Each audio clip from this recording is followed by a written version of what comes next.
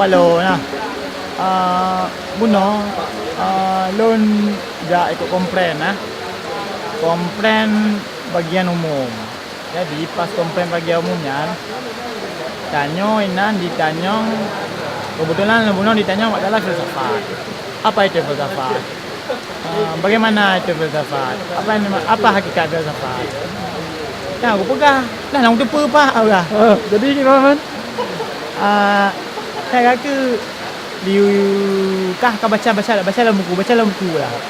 Pun si kerja kena nak kamu ulang dah. Dan apa?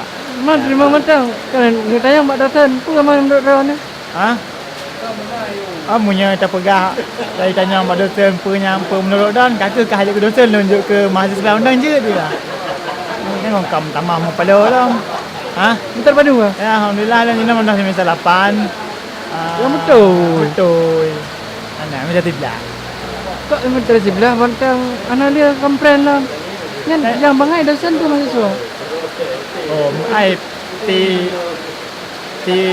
ngerti bodoh-bodoh dosen lebih bodoh lah mahasiswa haji. Pokoknya bangai. Mai tanya betul lah dosen. Apapun dosen nak kau guru tanya. Guru hati nang guru tanya hanya je takkan ke dosen walaupun takkan nak mati baik daripada duit luar.